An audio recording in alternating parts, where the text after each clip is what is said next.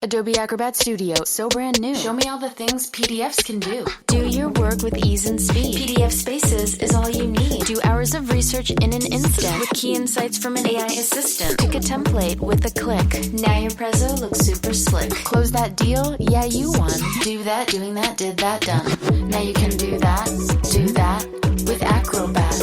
Now you can do that with the all-new Acrobat. It's time to do your best work with the all-new Adobe Acrobat Studio. Breathe deep. Imagine your legs more limber in Duluth Trading Double Flex Denim. Envision euphorically squatting for that can of suds, bending for your toolbox in a state of bliss, lunging for your laser level on a whole new level. Relax and allow the flex to fill you with ability. Find your inner flex in Double Flex Denim only at Duluth Trading. Sweat moves you forward. Degree Antiperspirant is here to make sure it never holds you back. Clocking in, sweat. Lunch meeting, sweat. Biking home, sweat.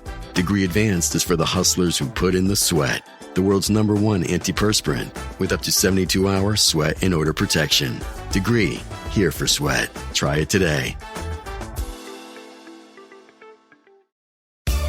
This podcast is brought to you by Carvana. Got a car to sell but no time to waste?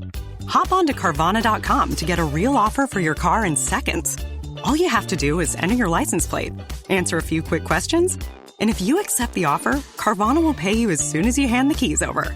They even offer same-day pickup in many cities. Save your time, score some cash, and sell your car the convenient way to Carvana. Pickup times vary. Fees may apply. Keep it 20 on me, case emergency. Ain't no cap in my rap. Real I know it's the truck. More profit mean extra. Emerald white out full of pressure. That cereal milk smoking right. But that Obama rent some special. Kansas City, I'm a chief. Shout out to K5 on new one. Country thinking I was husky. I always had it on me. Booming like OJ the juice. Till a nigga told on me. From now on it's relentless. Ain't no love, we ain't friendly. If she want me on him. No the law, she get the business. No the law, still the motto. Empire, keep it 20 on me, case emergency. Ain't no cap in my rap. Real I know it's the truck. More profit mean extra. Emerald white out for the pressure. That cereal milk smoking right. But that Obama rent some special. Kansas City, I'm a chief. Shout out to K5 on new. Country thinking I was husky. I always had it on me. Booming like OJ the juice. Till a nigga told on me. From now on it's relentless. Ain't no love, we ain't friendly. If she want me on him. No the law, she get the business. No the law, still the motto. Empire. Hello. Welcome in. This is Birds of a Feather podcast with your boy Q City. Your boy Tom Bravado. And we are back. Birds of a Feather coming in on episode 1 of the new season. We are going to talk about this terrible loss against the Bucks. What to expect next week versus the Vikings, and you know how we really view the rest of this season. So come on along with us, enjoy this ride. So Taj, my man, coming off a bad loss versus the Bucks, we early lead on a Bijan touchdown. The Bucks scored 10 unanswered. We kicked a field goal before halftime. The Bucks came out, scored a touchdown. We answered with a field goal, and then a late touchdown by Pinnix, negated by a quick touchdown drive by Baker. Ultimately, we weren't able to kick a game-winning field goal. Now, if you heard the live, as choppy as it was, you know I was saying, like, this wasn't all on the field goal kicker. I think a lot of it had to do with multiple facets of the game. But, Taj, my man, let me know. What did you think of the game? I'm like, I don't want to put it on one thing because, like you said, it is multiple facets. But like, I really did have issue with the offensive play calling / execution because, like, something that we went through last year would be penalties that kill drives. We ran into that Sunday. And then some questionable short yardage situation, play calls. We ran into that again this year, which I didn't like. sometimes I feel like that our offensive coordinator is kind of tone deaf to what's going on in the games. In the sense, like, we struggled running the ball. Like, we had technically we had 69 yards rushing, 24 from Bijan and 24 from Bijan and Alger each, and then another 21 or 22 from Pinnix. Yeah, that's what I was gonna say. I think Pinnix had almost as much as our starting running back. Was one of the things that was said out there. Yeah, so like when you're struggling running the ball that much, on 4th and 1, you should not be trying to ram the ball up the middle to their best run stopper. That just seems very tone deaf to me. Like, are you not aware of what's going on in the game? Like, we're struggling to run. Let's try to run it all. No, get the ball, do some quick game or something. Like, get more creative instead of just our 4th down. Our O-line is not good enough to just maul through people. It's not. Learn the strength of your team. I will say, and lean into that. I will say Pinnix had over 300 yards of total offense, but like Damian had 300 yards passing. Yeah. So like, I was shocked and appalled because he's shown the ability to get out of situations with his legs, including that last touchdown. That a lot of those short yardage systems, just like Philly was real big on the tush push because they lean into the strengths of their quarterback. If you're looking at that game, and kind of like you said, like, are you being tone deaf? If you're looking at that game and you're seeing, how it's moving, what's going on, why would you not run? Why would you not put Pinnix in a situation where he can use his most talented asset, which is his arm, and then his secondary talent, which is his legs? Because he showed you on 4th down, he's going to make it right twice. Right, like 2 times in a row. I did think the one over the head reach was a little reckless. We'll get into that a little later. But like he's showing that he's gonna make things right. I agree with you. I called this out last year, right? Where I thought the play calling was a little stale. I thought the play calling did lack imagination a little bit. It was a bit predictable. One of the things I called out last year was unnecessary motions that seem to have no sense within the offense. I don't know if you heard me or not, because he overcorrected this year, and it was a running joke on, like, we know exactly where they're running the ball based on where the tight end is going to shift, right? Like that's a ridiculous like lack of creativity as an offensive coordinator when you were hired as somebody who was one of the whiz kids from the Shanahan scheme. You know what I'm saying? It was just. It's frustrating because I feel like this was one of the games. I feel like this is the second Pinnix game, third really, that we've wasted like really good performance by him. So in Pinnix's 4 starts, he's 1-3. All of the losses will either come from a missed kick or overtime. And yeah. Like all right. The other point I wanted to get to before we just start glazing Pinnix, because I feel like that's coming. The other thing I want to get to was the defense. I may have been a little too hard on them. That last drive was bad. Right? He drove the length of the field in 1 minute and 33 seconds. That last drive was bad. But over the course of the game, how many, off the top of your head, how many rushing yards do you think Tampa had? Total, they had 100. Total, they had 100, right? Baker had 39 of them. So almost 40% of their rushing yards came from the quarterback. And, I was frustrated because I was like, why are we running man if we can't get home with 4 because we're just opening up running lanes for him? He only ran the ball 5 times. Yeah. We were it was match zone. I mean, we mixed man in, but it was mostly zone. His runs came off like a couple of times. It was like Ebiketie gave up his contain and Baker got outside. I think he did it on a third one. Some missed sack opportunities. Because I know Caden Ellis missed a sack on that same drive that allowed him to go down and score. Because he had him wrapped up. He broke out and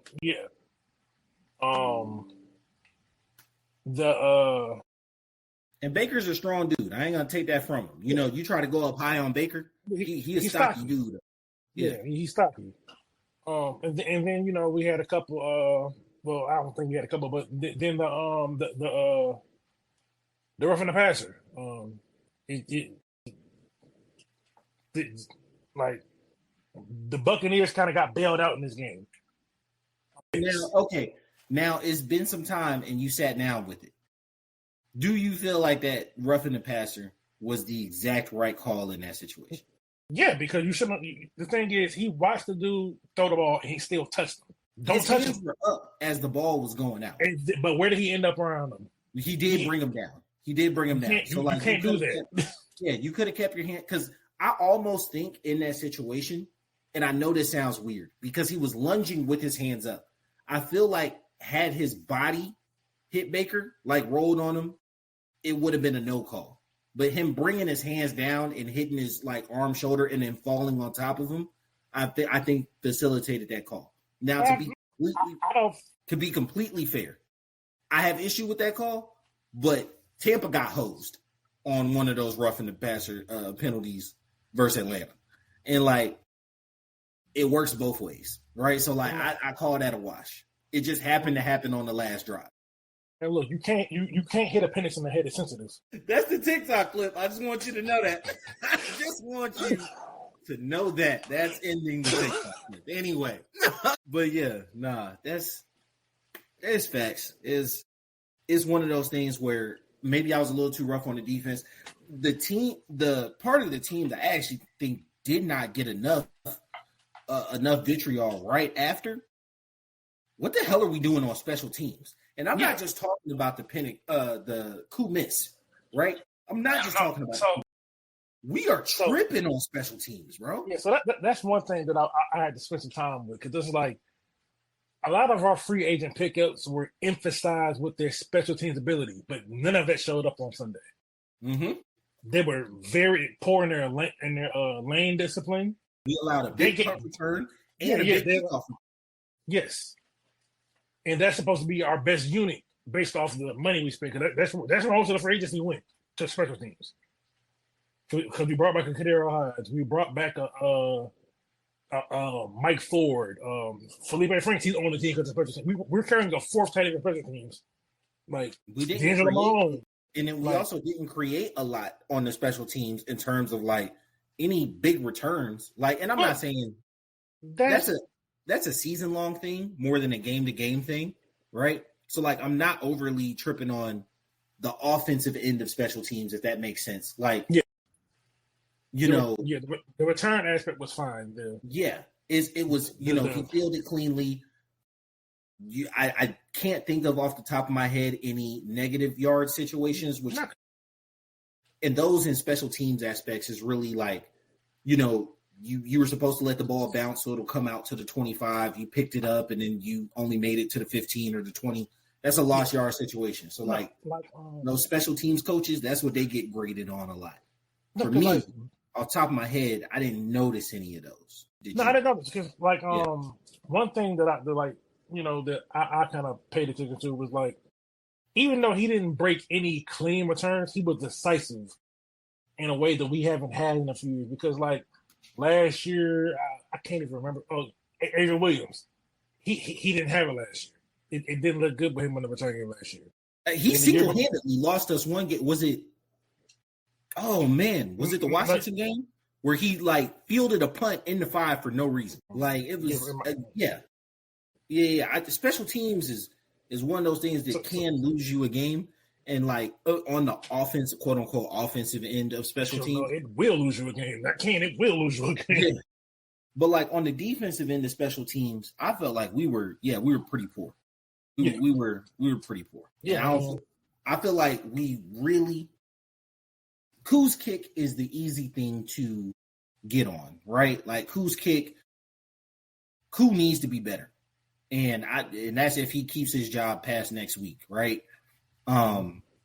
Legit, they brought in competition for him because they're like, hey, they signed John Parker Romo. He was last on I think it was on the Patriots, but he had some actual live snap with the Vikings last year, I believe, where he was 11 for 12 with his long being 55. You know, and we kicking domes, bro. Like, that's the thing. If Koo's missing these outside on grass in conditions, all right, cool. No, see. So I was watching the interviews yesterday, and Koo said something that kind of irritated me because he's like, pretty much he just said, yeah, he's having issues with the turf. Bro, we kick on turf all the time. What are you talking about? Why are you having issues with the turf? We're a dome team. I also saw overcorrection from the left hash. So Koo's all-pro season was 22. He did make the Pro Bowl in 23. But he missed like 2 kicks, I think it was, in 23. And then in 24, last year, he started having like those issues. Well, something that came up was a lot of his issues are coming from the left hash, and it's an overcorrection missing right.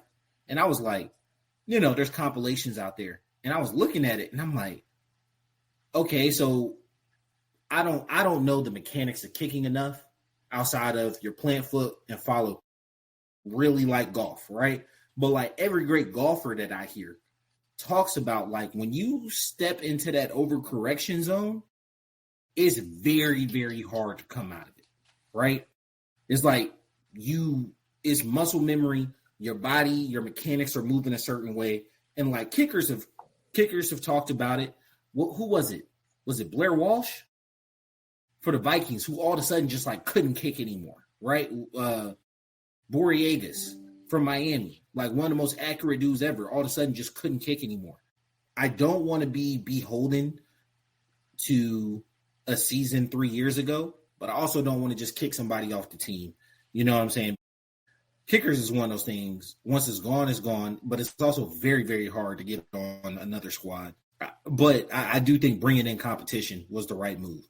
Because, like, if you look at San Fran, they won the game, but Buddy missed, I think it was a field goal and an extra point or 2 field goals. They spent a third-round pick on him, and they cut him. Boy, let him go.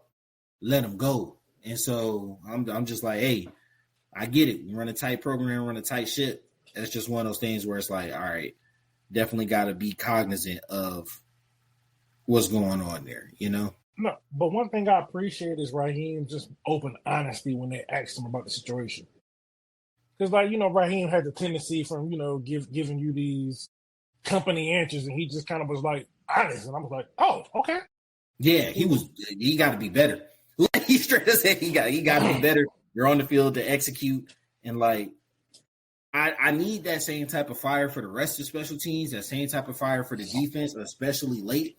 But at the end of the day, your quarterback puts you in position to, at minimum, tie that game. Yeah, and it's just another honesty thing was like, so a lot of people are blaming Mike Hughes for that last touchdown, and Raheem pretty much came out and said, no, that wasn't Mike Hughes' guy. He was funneling to the post guy who was supposed to be Jesse Bates, but Jesse Bates bit on something else because he's a gambler. He is, and I think if we're being honest, if you look at the film, he's got great instincts. But this game, yeah, he got beat on that one. But it wasn't that he got beat. He just abandoned his responsibility. Yeah. Well, I mean, bit in the concept of like, he's usually in position to make a play, right? And in that situation, what I saw, the shallow had a crosser coming like across his face, right? Had he stayed back, the drive would have continued to go. It would have wasted time. What I'm thinking from a defensive coordinator point of view is death by 1,000 cuts. We'll let them go ahead and like slowly matriculate down the field. I trust my red zone defense when it shortens up to hold them. And they needed a touchdown, right? So they needed 3. They needed 3. So like at worst, we'll tie, right? Yeah. Like, so keep everything in front of you. That's what it looked like. Jesse was not where he was supposed to be, that shot's open. You know, the corner couldn't get back in time. It is what it is. I mean, that's the thing with players like Jesse. Like, you gotta take the great with the bad. It just, and sadly, I don't think he had too many impact plays this past week. He probably did in other ways, but the player that popped the most to me on defense was Xavier Watts. Not okay. Watts for you. It was D-Blow for me, bro. I mean, no, Diablo for sure. But I'm saying, like, I was one of the people that kind of had expectations for Diablo because I thought he was better than people realized he was. So he kind of did what I expected. I was happy to see it. But, you know, Xavier Watts in his first game as a rookie, he almost walked away with two. The first one was the ball. The first one went through his hands on the first touchdown to Ibuka. It went through his hands, but he played it perfectly. He just went through his hands. Then the second one, he played it perfect as well. Hit him in the hand, but I think it's because it was so far behind him, he couldn't. He's a DB for a reason. No. My thing on that one, because if you look, he's when you talk about like match zone, he's like his eyes and body are facing and following the running back, and then he notices because like Baker padded and held and like was like, okay, he's gonna clear, and then I'm gonna throw in behind him, and like he like I don't know, it was like spidey senses. He like stopped and like turned around. So like that one, yeah, quote unquote, hit him in the hands. It would have been a great catch for even a wide receiver, but like I was super impressed with that play because like you fell off your responsibility. It's almost like you understood exactly what the quarterback wanted from you and baited him into throwing that and like allowed yourself to be in that position. I thought I was super impressed by that. Yeah, he definitely showed me some stuff that I liked. So like for the first game, everything looked good. Jalen Walker had some good run stops. I may have been a little rough on the defense. Pierce led our team in pressures. He led all rookies in pressures actually with 4. There was some good stuff. But yeah, the pass rush. I think people were talking about this whole "Where's Jalen Walker" thing. Calm down. I'm not calming down. It's his first game. I'm not coming down because this is my thing, and I'm gonna need all of the fans to walk with me this.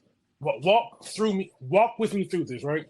Jalen Walker been doing this a longer time. My expectations will be higher. You got to realize he was a part-time edge at Georgia, but he was mostly an off-ball linebacker. He's having to learn a new position and deal with stuff that he's not having to deal with typically. And he's also 6'1" and 240. Like, just being honest, he's going to be an adjustment period. Honestly, and this ain't got nothing to do with the game, I think he's going to find his way back to linebacker probably next year. But for now, he's playing edge, and he's good at the run stopper, but his pass rush, no. So what I saw somebody who, despite his size, was not physically outmatched on a lot of rushes, played the run pretty decent. Oh, he plays the run, yeah. Plays the run pretty decent. I 7 yards of the ball one time, but yeah. I hate when me and you have the exact same take and then you like spit it out first because then I seem like I'm dick riding and I can't really like speak my football intellect. But like, yes, I actually think he would be a great outside linebacker. Moving him back would do wonders for opening up his game. It would, but my only issue is he's better going forward than backwards. He is. He would be a huge liability in pass pro, right? How do you hide that? You work on it, but I mean, I think he can get to Caden. I think he can get to Caden Ellis level. I think he can get there. He just needs more reps doing it. Because like when it comes to linebackers and zone coverage, it's just really just reps. No one's actually good at it. Just be athletic enough to get to a spot. Yeah, and he has the athleticism to get to where he needs to get to. Well, I'm not gonna say no one's good at it, but like very few are actually good at it. Like everyone's not Fred Warner. Like Fred Warner, he's Fred Warner has like freak. Coverage skills, bro. Coverage skills. Like he's bomb. Like yeah. So I think didn't have the best, but like, calm down, bro. Like, he's going to may not be. Is it the 11th or 15th? If we're being completely honest, I think Ebiketie, Pierce, Floyd. I think they all showed more. But who had the roughing the passer penalty? Oh, his name's escaping me right now. He looked really good. Yeah, him and James both led the team with 4 pressures. Like, he looked really good most of the game. And he's going to be remembered for that roughing the passer penalty, but like, he had a really good game. He flashed multiple times, a lot of pressure. Atlanta was really, really good against the run. And I think Tampa's runs just happened at inopportune times. And so it looked like we're getting like smacked by the run, but it wasn't the case. You know what I'm saying? Like, we held them very low in the run total. They were just able to churn out first downs when necessary, right? And that's the hallmark of a good offense, of a good quarterback. You know me. I said Baker's top 10, but like, even if you don't believe he's top 10, he's a top half quarterback. Yeah, I got him around like 12. You know what I'm saying? Baker to me is like a Dak Prescott type quarterback for a legit part of the game. But since we're talking about quarterbacks, we all wanted to get to. We got us a quarterback, and I know he's 1-3. I know you say he's like a Dak Prescott. Oh, yeah, the audio just completely went out of the way because I said that like 2 minutes ago. All right, well, it was catching up. All right, so we're good. You hear me now? Yeah, but I said to get on to. Yeah, I can hear you. You're okay. Getting on to the Glaze we all wanted to get on to. Michael Pinnix Jr., bro, we got us a quarterback. And I know he's 1-3, but if you've watched all 4 of these games, there's no way you can say that this dude doesn't have everything that you want in a quarterback. Late, like, balls of steel, late drives, from arrogance. What was the wide receiver? Why did he just not look up and put his hands? Why did he just not look up and put his hands out? You know what it was, though, because I said it on the live. Or no, I didn't say it on the live. I was talking to my mans at work yesterday. It was 14 seconds left before that play, right? If you look at it, they ran 4 verts. So it's almost as though let's waste time, right? Because let's get that time a little down. The clock has stopped. But in that situation, especially with a really low clock and no timeouts, you're looking for a seam shot, right? And so Tampa immediately condensed the middle of the field. But that gives you one-on-ones on the outside. Mm-hmm. And so it's like, I think Pinnix recognized, like, bro, I can get here and I can throw this ball. Hodge didn't recognize that your man was literally stopped playing, because as soon as he sees the ball leave Pinnix's hand, he's thinking that's a hole shot. That's a seam shot. I need to be shading and playing the inside. There's no way he's throwing this ball to the outside. There's no way this ball is going over my head. And Hodge literally just did not put his hands out. He never found the ball. He never located it. And it was one of those things where it's like, that was an incredibly smart quarterback play. Like, that's one of those things, like, coach is going to turn on that film and be like, damn, we got to watch out for him, because he's recognizing everything that we're doing, time score situation. He's on top of it. The other players got to be there too. Like, the reason Tom Brady loved people like Wes Welker and Julian Edelman wasn't because they was just like super athletic freaks. They understood the game. They understood zones. They understood coverages. They understood where they needed to be. You know what I'm saying? Like, and that's one of those moments where it's like, Pinnix got it. Pinnix understands it. He saw it. You know what I'm saying? Even held the ball for a second so that the safety shifted inside, so he had that shot open. Because if you look at it, the safety is 10 yards in the middle of the field. So it's not even like you finna get lit up or nothing. It is a literally put your hands up, walk off touchdown. So it was frustrating, but that's one of those plays where I recognize, like, yo, he got it. Like he's there. He got. Honestly, the play before, if it wasn't for Whitfield making a great play ball game, because Pinnix did the same thing. He Casey Watson in the hands, but he came and just made a great play. Casey would have walked into the end zone if he didn't get there. Yeah. And he played the man, not the ball, which is smart. Like Antoine Whitfield is a all-pro. Has he been an all-pro yet? If not, I know he's a Pro Bowl safety. I think he is. Like, I think he is.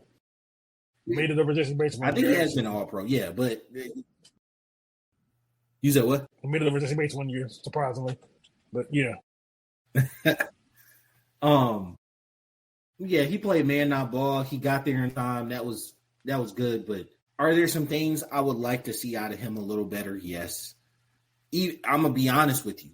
On the touchdown play, on the touchdown play that he ran, Pitts was wide open. Ran a beautiful route. It was perfection. And like whether he didn't trust it, he didn't see it, or he was already starting to go forward as Pitts made his break. So like, cool, I get it, but like he really could have ripped that open for a touchdown.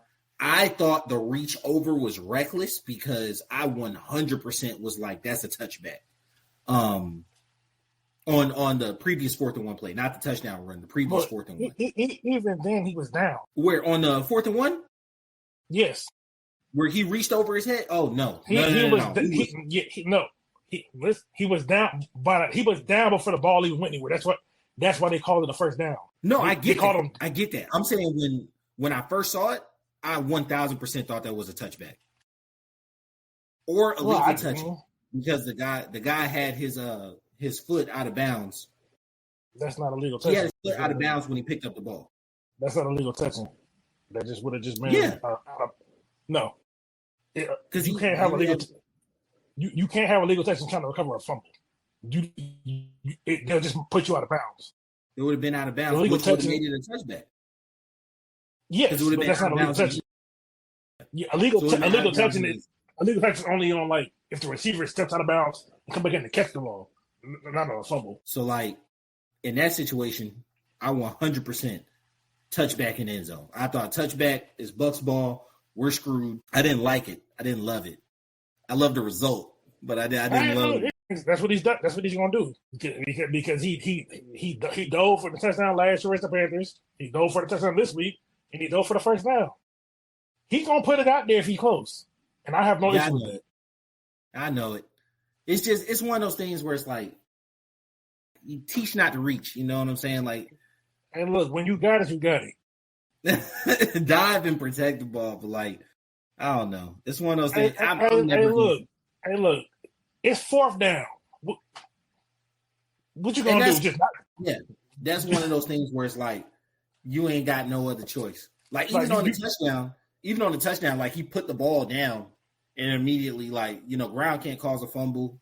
That's one of those things. You had to reach out to touch the line, but immediately lost it and it popped up. And I'm just kind of like, he's one of those people where he always gonna reach out and that ball might come out. Like, I mean, the dude got 11-inch hands. Like the ball's fine. Let that joke go. Anyway, I didn't say a thing.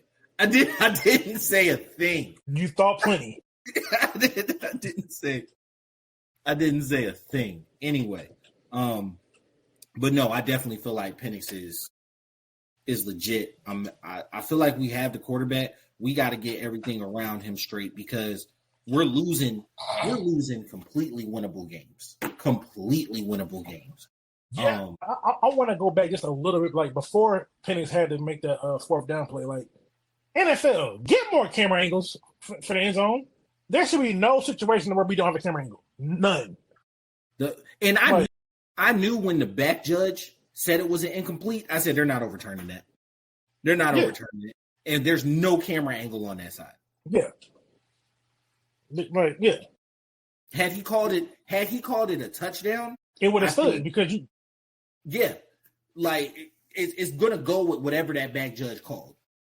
And the front judge, I think, ran in and called it a touchdown, but then he pointed at the guy, and the guy said incomplete, right? Because, of course, a corner is going to hop up and say incomplete. That's what corners do. Yeah. But But I also don't think who was the wide receiver there. Drake London. Yeah, London wasn't really demonstrative on he caught it, right? Usually wide receivers are like real big on showing like, hey, I caught it. So like, but the thing is, sometimes they do that and they still didn't catch it. He probably wasn't sure, but Raheem said he liked the look he had, and he was like, hey, throw it. Yeah. Well, and especially late in a game like that, just go ahead and, you got to put it all out there. Yeah. So like, but outside of that, Pinnix, like, he was the number one rated quarterback race person this week. He was like the only person. He was the only person over a 53 when it came to being pressured. This week, the closest person was Joe Flacco, like 53% with quarterback rating. His quarterback rating with pressure was 53. Pinnix was 118 when pressured. He was double the next person in quarterback rating when pressured, and he had the most yards when pressured.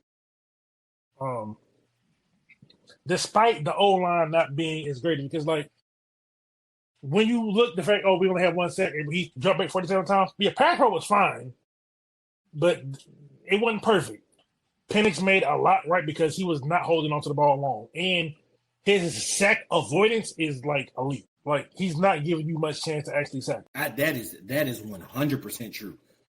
There were a lot of times in this game that, like, in the past 2 seasons, Kurt, Heineke, Ritter, all of them are going down, right? They are 100% going down. And Pinnix was able to, shift his legs, shift his feet, be mobile, right? That's something that you called out about him being, like, not sneaky athletic, being athletic. You know what I'm saying? And he definitely put that on display. I think that I'm happy with who we have at quarterback here. We're going to need him, and it's going to be a full team effort to go against the Minnesota Vikings next week. We're going to Minnesota. It is a Sunday night football game. They're coming off a win. I can't say it's like they're on a short week or anything like that because they play Monday night, but they're playing Sunday night. So it's basically an adequate same amount of like rest and whatnot. When I look at Minnesota, what I saw last night was a team. I get that, but when I looked last night, I watched that game. Minnesota got no quitting them, right? That's part one. They really don't have any quitting them. But then 2, McCarthy stunk it up for the first almost 3 quarters. Almost. That boy came alive. that man came alive, bro. And I'm gonna say this, right? I'm glad that he came alive in that 4th quarter because I was starting to become very fearful that then he gonna stink this game up and then come out and light our ass up next week. Mm-hmm. Like, because the Falcons have a history of getting lit up by young, unproven quarterbacks. And I didn't want this to be Will Levis all over it. So I'm glad that he, figured it up for the 1st quarter. So maybe he can go back to the first 3 quarters for the whole game next week. So when I'm checking out their coaching staff, right? They have an old Hawks face on there, Mike Patine, whatever you say his last name is. Then you got the main person that I want to talk about is Brian Flores, right? His defenses have been elite the past couple years. Hell, you saw what it did to Kirk last season. And yeah, Kirk was in a tailspin, but like it wasn't a one-off. He's been doing this for the past, No, the Vikings defense has been bomb since he took over. Against bad coordinators and bad quarterbacks. All right, if you want to put a whole bunch of caveats to it, he hasn't really got lit up. Look, okay, hold on. Okay, so if we just go back to last year, right? Kirk did have 2 picks, but if you exclude that, we kind of had our way with the defense because Kirk threw for 350. Bijan had another 92. Mooney had like 140. Drake had 70. Ray had 80. The only person that didn't in the game was Pitt. Didn't we lose by like 21? Yes, but all of that happened like in the last like 4 minutes of it, like it all happened in a quarter. Because like remember we got on the Kurt because Kurt said, well, when I last up the field, I was down 7 points. Which I get, but like it becomes significantly easier to move the ball once there's a big lead in place. No, but the thing is, he didn't get that much yardage in 8 minutes. We were moving the ball before that. I get what you're saying. Like, before the game was out of whack, we were in the game. And there were 2 picks there. Let's not forget that point. That's what I said. That's the first thing I said. Yeah, but you're saying just throw out the 2 picks. Like, nah. I didn't say throw out the 2 picks. I said he threw 2 picks, but outside of that, he played pretty good. Besides that, Miss Lincoln, how was the play? Like, you know what I'm saying? No. Because the thing is, like, he was 23 or 37, 344. Beasley had 92. Mooney had 140. We got after the quarterback. It just Sam Darnold put in an outstanding game. He had 5 touchdowns. He was 22 or 20 for 347. Sam Darnold just played out his fucking mind. Yeah. Nah, they kicked our teeth in that game. That was and then Jordan Addison lit us up for 3 touchdowns and 133. He's not playing it. Oh, is he out? He's suspended for the first 3 weeks of the season. Man, he's not playing. Justin Jefferson surprisingly didn't have a crazy night last night. Well, I mean, the quarterback only threw for 140.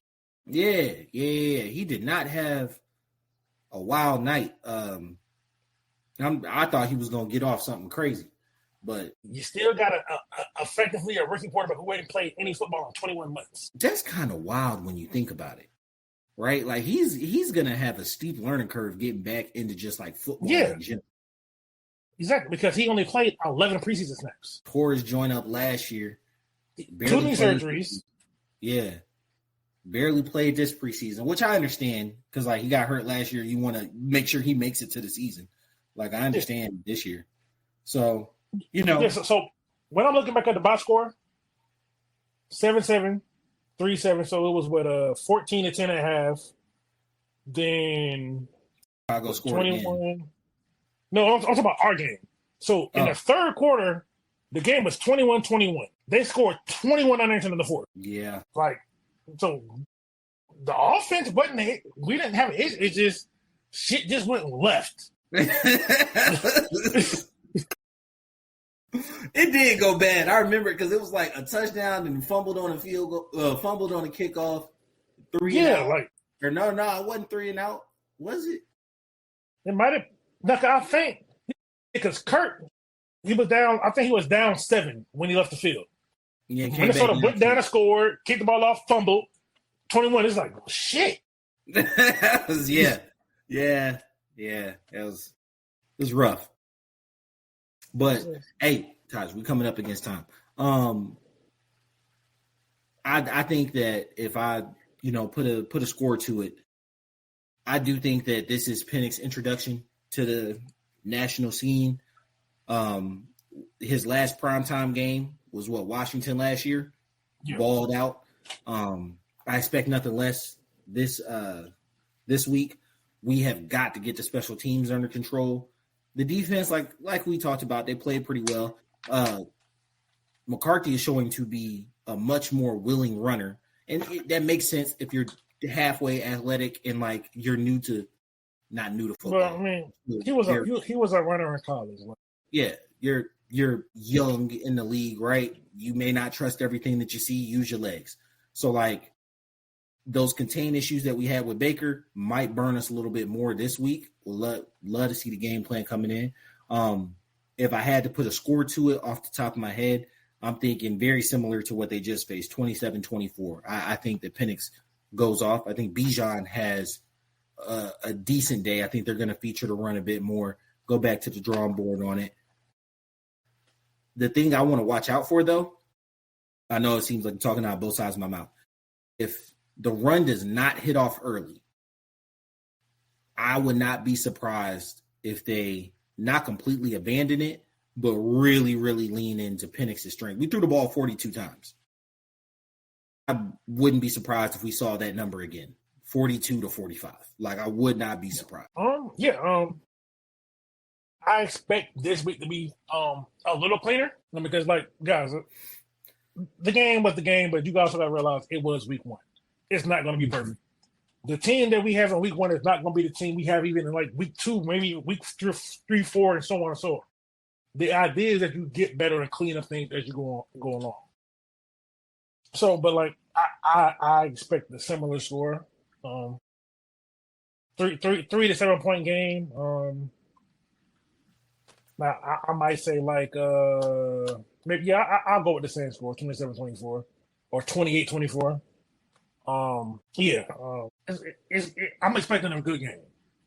I'm not foolish to believe that the Vikings ain't gonna score, but I do think that offense is gonna be our calling card, and I feel like we got enough to make it through. Yeah, I'm with you. That's gonna wrap us for tonight. Appreciate you guys.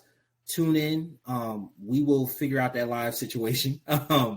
Tune in with us. We appreciate you guys. Follow us on all social media platforms, BOAF Media. Nice and clean on TikTok, X, Twitter, YouTube, pretty much everything. It's been your boy Q City. Your boy Tosh, brother. And we out. Peace. Keep a 20 on me, case emergency. Ain't no cap in my rap. Real I know it's the truck. More profit mean extra. Emerald white out full of pressure. That cereal milk smoking right. But that Obama rent some special. Kansas City, I'm a chief. Shout out to K5 on new one. Country thuggin', I was hustling.